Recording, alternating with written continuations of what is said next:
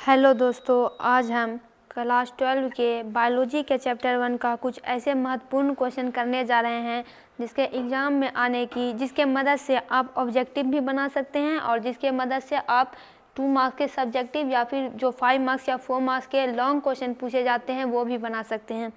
तो first question है कि why is a coconut plant refer to as monoecious. Coconut plant को monoecious क्यों कहा जाता है? तो कोकोनट में both male and female, male को कहा जाता है स्टेमिनेट और फीमेल को कहा जाता है पिस्टिलेट। मेल और फीमेल फ्लावर्स सेम ही प्लांट पे मौजूद रहते हैं, इसीलिए उसको मोनोसियस कहा जाता है। आगे बढ़ते हैं। Both tapeworm and earthworm are hermaphrodite. Tapeworm और अर्थवर्म दोनों हर्माफ्रोडाइट होते हैं। How do they differ from each other with reference to fertilization. तो फर्टिलाइजेशन के केस में दोनों एक दूसरे से कैसे अलग है? तो टेपवर्म में सेल्फ फर्टिलाइज, पहले तो हर्माफ्रोडाइट का मतलब होता है कि मेल और फीमेल ऑर्गेन जो है पार्ट जो है सेम ही ऑर्गेनिज्म में प्रेजेंट होते हैं। और अब फर्टिलाइजेशन की बात करें तो टेपवर्म में सेल्फ फर्टिलाइजेशन होता है, जबकि अर्थवर्म में क्रॉस फर्टिलाइजेशन होता है जिसमें कि 2 इंडिविजुअल्स इन्वॉल्व होते हैं। Pick out the monoecious plant from the following. ये हमेशा क्वेश्चन में पूछा जाता है, 4 ऑप्शन दे दिए जाते हैं और कहा जाता है कि इनमें से मोनोसियस प्लांट को टिक आउट कीजिए। यहाँ है, इसमें से मोनोसियस प्लांट को बताइए। तो कुकुम्बर यानी कुकुरबीटा ये मोनोसियस प्लांट होता है। An example of dioecious plant, dioecious plant का एग्जाम्पल हो जाएगा डेट पाम। आगे है, Why are cucurbits referred to as monoecious? Cucurbits को मोनोसियस क्यों कहा जाता है? तो मोनोसियस कहने का एक ही मतलब होता है कि उस पर जो है मेल और फीमेल फ्लावर जो है सेम प्लांट पे मौजूद होते हैं। तो कुकुरबिट में both male and female plants are present on the same plant, तो वो प्लांट कहलाता है monoecious. Why are date palm plants referred to as dioecious? अब डेट पाम प्लांट को डायोसियस क्यों कहते हैं? क्योंकि मेल और फीमेल फ्लावर जो हैं वो सेपरेट अलग अलग प्लांट पे ये पाए जाते हैं, इसीलिए इन्हें कहा जाता है डायोसियस। आगे बढ़ते हैं।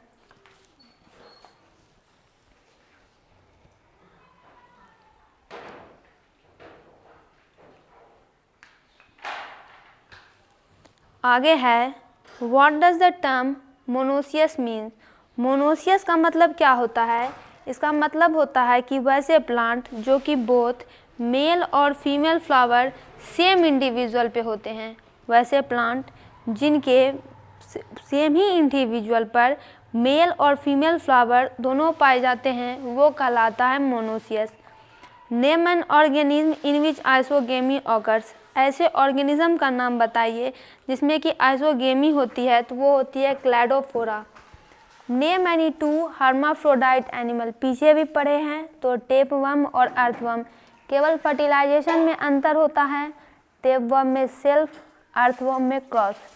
Name the phenomenon and one bird where the female gamete directly develops into a new organism. उस फेनोमेनॉन का नाम बताइए, उस प्रक्रिया का नाम बताइए और एक पक्षी का नाम बताइए जहाँ की female gamete directly develop into organism. Parthenogenesis आप लोगों ने प्रक्रिया पढ़ी होगी जिसमें कि फीमेल गेमेट डायरेक्टली जो है ऑर्गेनिज्म में डेवलप कर जाता है। एग्जाम्पल हो जाएगा टर्की। ये आपसे पूछा जा सकता है 1 वर्ड में या फिर 2 मार्क्स में। Name an organism where cell division is itself a mode of reproduction. उस ऑर्गेनिज्म का नाम बताइए कि जिसमें कि सेल डिवीजन होता है, सेल डिवाइड करता है, वही मोड ऑफ रिप्रोडक्शन बन जाता है। वो होता है अमीबा, पारामीशियम, एनीमन, यानी इन दोनों में से कोई भी आप लिख सकते हैं एग्जाम्पल के तौर पर। Name an alga that reproduces asexually through zoospore. उस एल्गा का नाम बताइए जो कि एसेक्सुअली जू स्पोर के थ्रू रिप्रोड्यूस करता है, उसे कहते हैं Chlamydomonas. Why are these reproductive units so called? और रिप्रोडक्टिव यूनिट यानी जियोस्पोर्स क्यों कहा जाता है? As these unit are motile। Motile का मतलब होता है जो कि मूव कर सके, मूवेबल हो। Name the vegetative propagules in the following. Agave में जो वेजिटेटिव प्रोपेग्यूल्स होते हैं उसी के मदद से ये रिप्रोडक्शन होता है। तो अगेव में होता है बल्बिल, अगेव में बल्बिल होता है। ब्रायोफिलम में होता है adventitious buds present on the margins of leaf. आगे बढ़ते हैं।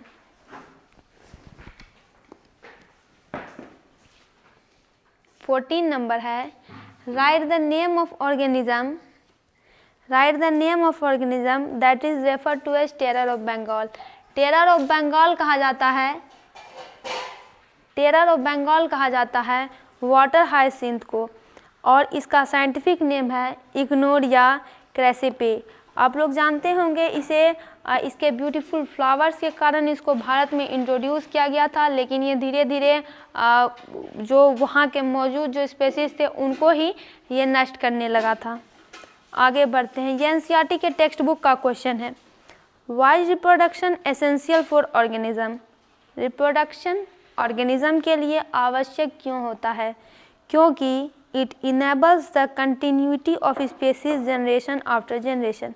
इनेबल का मतलब होता है टू मेक एबल।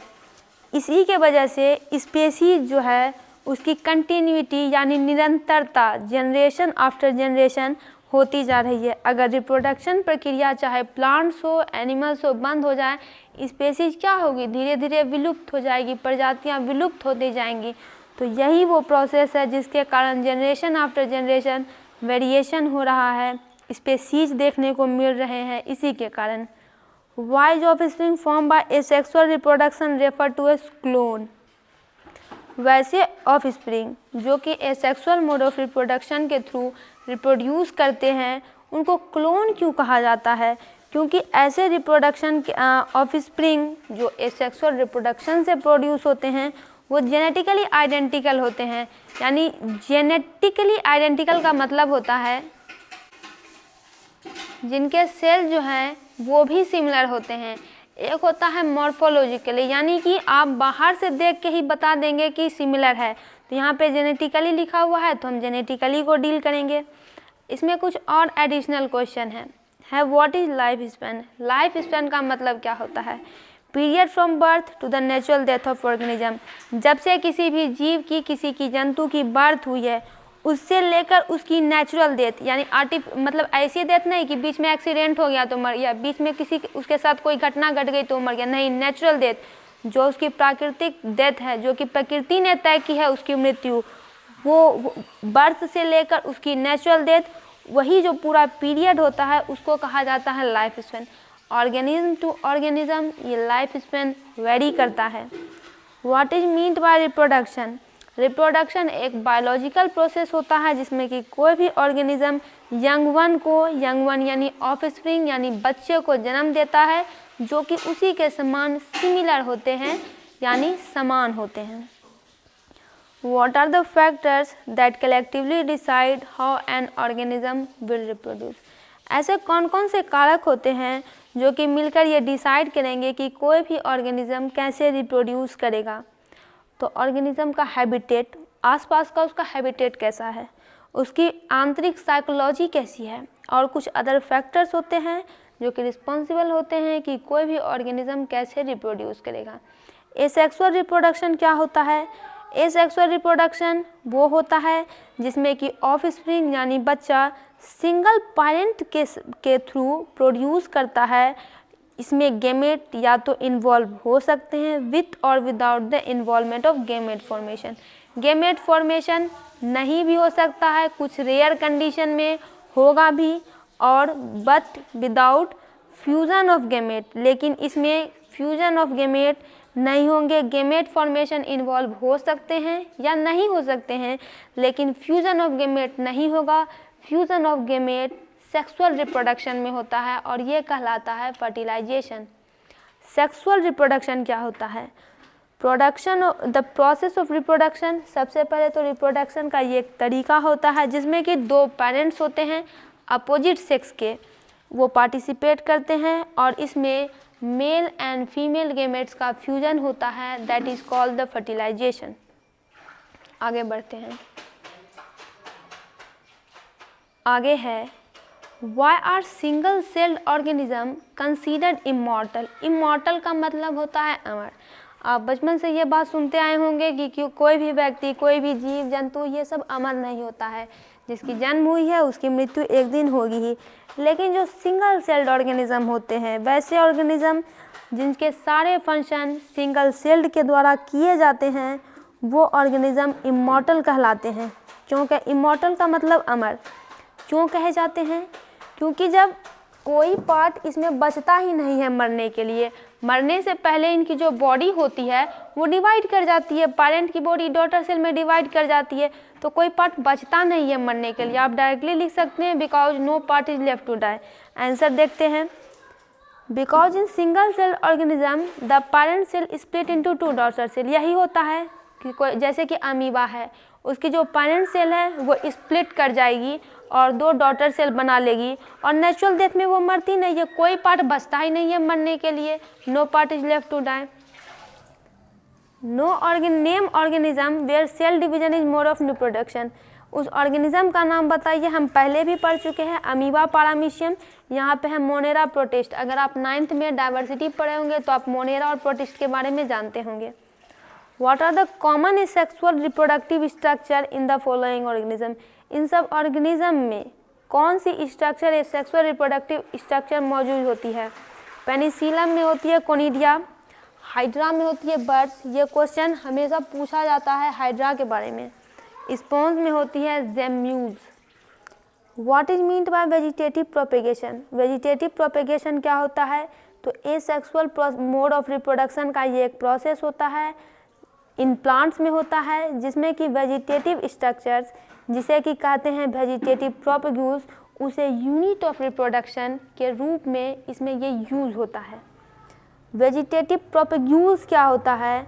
तो ये होते हैं यूनिट वेजिटेटिव प्रोपेगेशन के या वेजिटेटिव रिप्रोडक्शन के।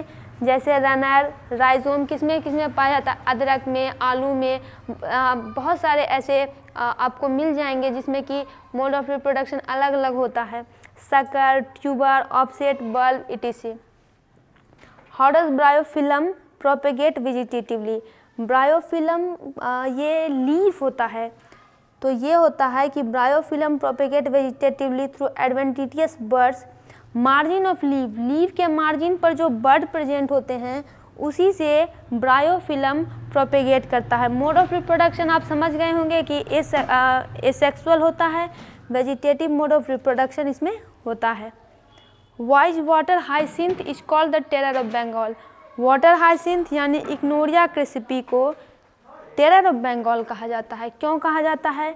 क्योंकि water hyacinth is most invasive aquatic weed which can propagate very quickly vegetatively.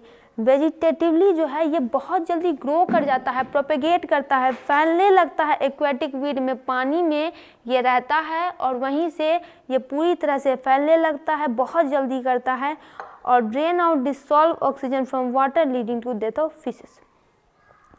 जो पानी में, जिस पानी में ये रहता है उसमें कुछ डिसॉल्व ऑक्सीजन रहते हैं। क्यों रहते हैं? ताकि मछली जो है उस डिसॉल्व ऑक्सीजन को ही वो लेती है, लेकिन ये सारे ऑक्सीजन को उसे ड्रेन कर लेता है, खींच लेता है, जिससे कि फिश जो है वो ऑक्सीजन नहीं ले पाती है और उसकी मृत्यु हो जाती है। अब देखिए आगे बढ़ते हैं। 29 नंबर है कि व्हाट आर जू स्पोर्स। जू स्पोर्स क्या होते हैं? जू स्पोर्स ये क्वेश्चन पूछा जाता है, आप इसको हाईलाइट कर लीजिए। मोटाइल स्पोर्स होते हैं जो कि कुछ एल्गी में प्रोड्यूस होते हैं, फॉर एग्जांपल क्लामाइडोमोनास, या and are involve in sexual reproduction. ये सेक्सुअल रिप्रोडक्शन में इन्वॉल्व होते हैं। कोनिडिया क्या होती है? कोनिडिया नॉन मोटाइल स्पोर्स होते हैं, यानी जो मूव नहीं कर सकते हैं, वो कुछ सम फंगाई में प्रोड्यूस होते हैं, फॉर एग्जांपल पेनिसिलियम, और एसेक्सुअल रिप्रोडक्शन के लिए इनका मतलब होता है। Gemmules internally produce asexual reproductive unit. Internally produce होते हैं और ये एसेक्सुअल रिप्रोडक्टिव यूनिट होते हैं जो कि स्पॉन्ज में फॉर्म होते हैं। दोस्तों आज हम 29 नंबर तक ही रहने देते हैं, कुछ और भी बहुत महत्वपूर्ण क्वेश्चन है जो आपको सेकेंड पार्ट में मिलेंगे। वीडियो को लाइक करें, चैनल को सब्सक्राइब करें।